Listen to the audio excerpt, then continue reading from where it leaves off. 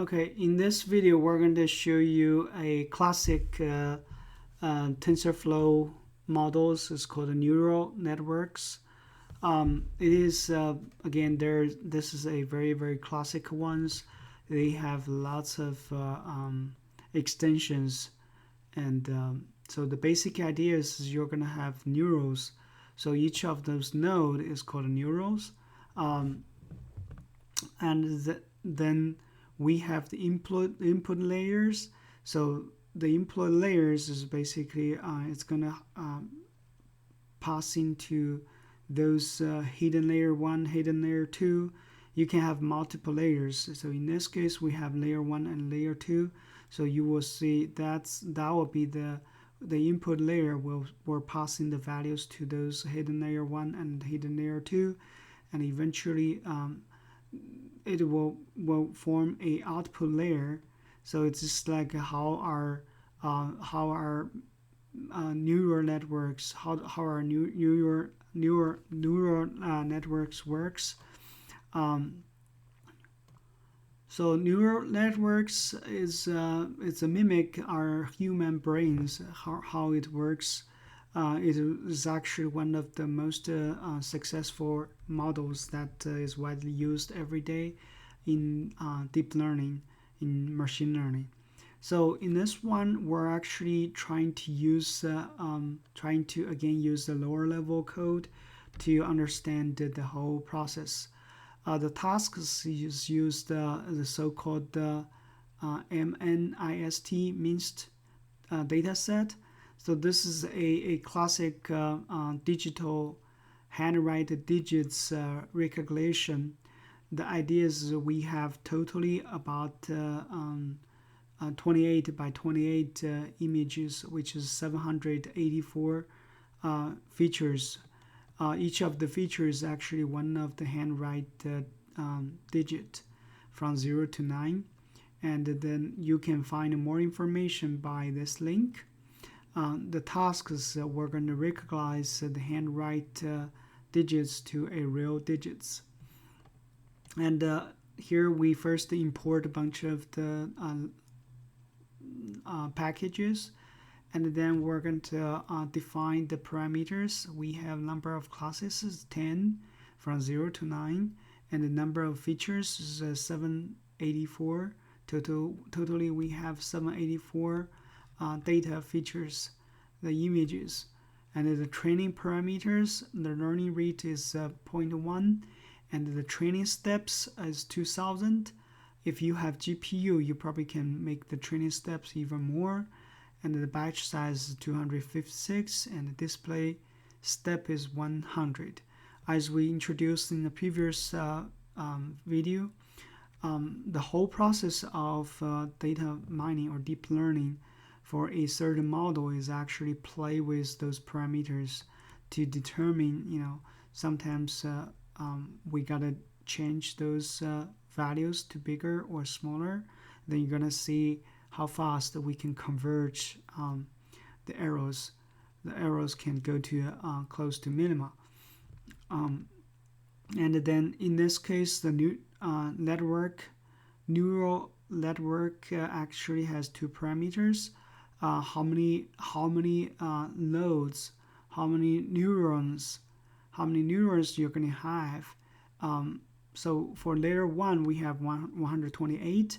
For the layer 2 we actually have 256 neurons. So that's all the parameters for the minced data set, and for the training parameters, for the network parameters. So we got all of those. Now we're going to prepare the minced data. So the idea is we're going to find all those data, and then split the data into training and the test. So in this case, I have X training, Y training, and this one is for the minced load, and the NumPy array X train.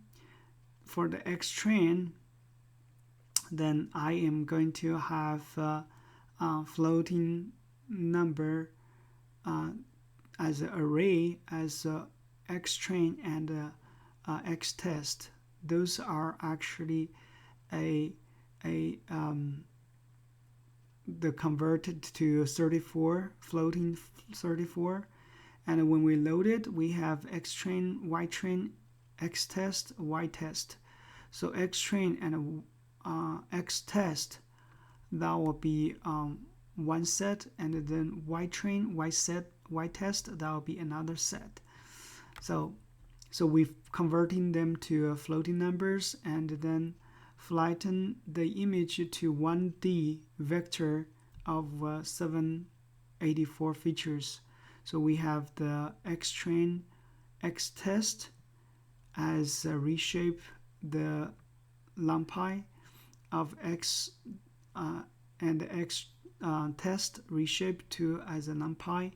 And the same thing, we are getting the x train and the x test by normalize the value.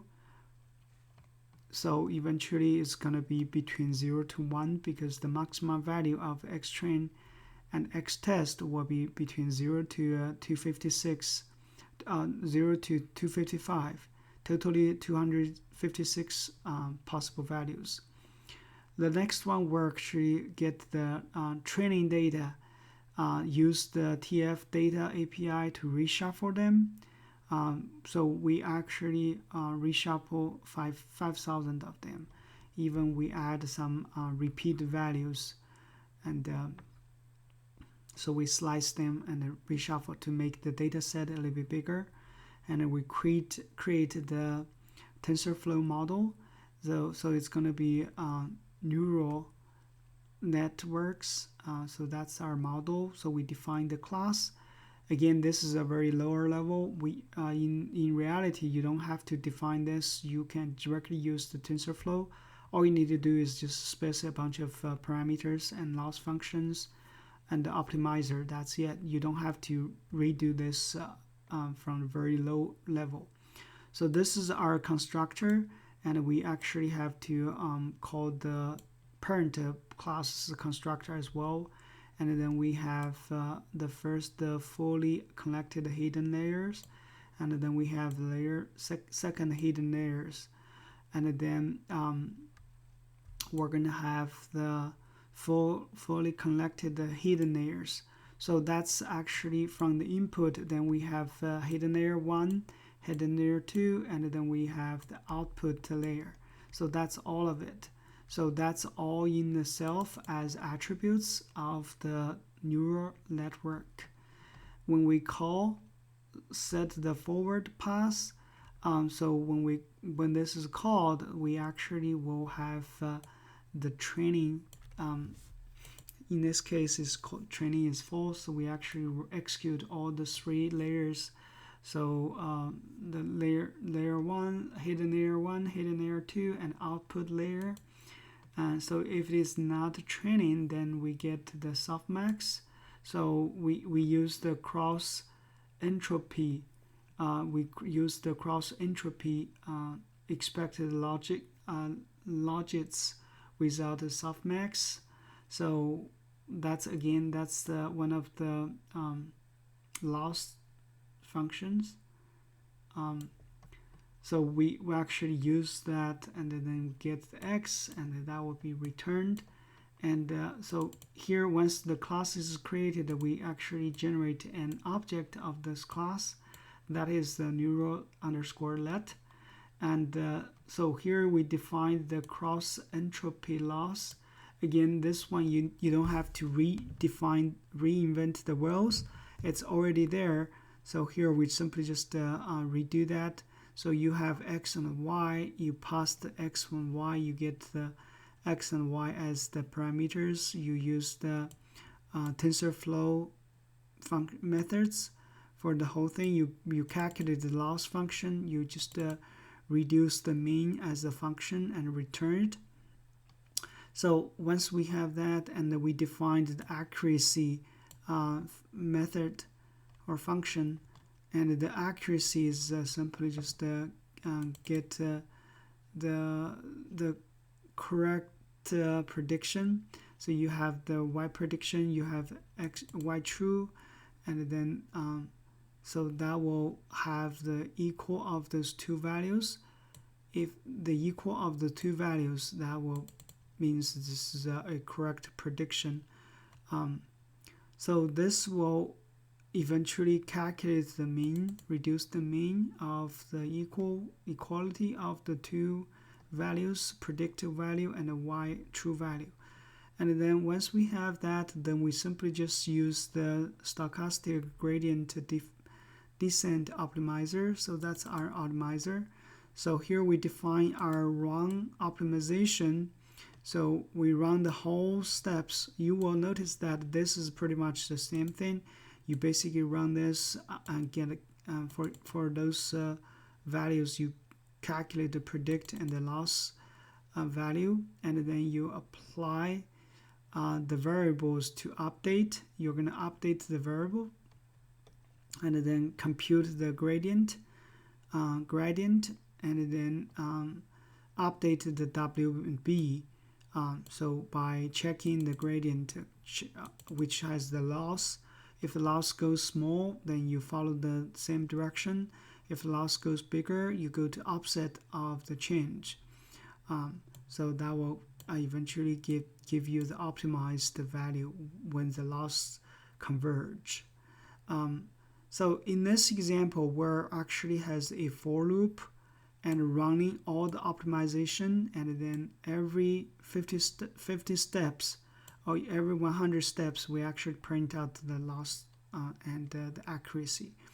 You will find at beginning when our loss is 0.4, our accuracy is about 87%, and then it's going down, and then here you notice that at 400 steps it's going up a little bit. So it's just like a rolling board. It's going down and up and then going down again. So and eventually we are going here, you see, back and forth. So very likely the curve is like going here and then going down and then going this, and then eventually settle at somewhere. So this is eventually we get the loss function as 0.007, and the accuracy is 98% accurate. So which is very accurate already. So we can directly apply it for the prediction. So before we predict it, we actually can test and find the performance. So in the test data, the performance is pretty good too. It's 96% accurate. And now we can actually do the real prediction with the model. That means we've already trained our model. All the parameters are fine. So we're going to use that as the parameter.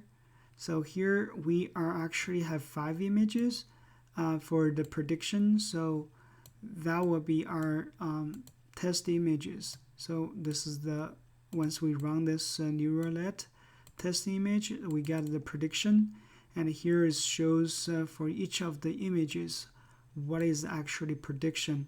So we actually predict the value right here.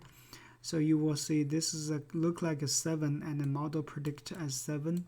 This look like number 2, and the model predict as number 2. This look like number 1, model predict as 1, and 0, 0, 4, 4. So far the model seems working very well. So this is how do we do the neural networks.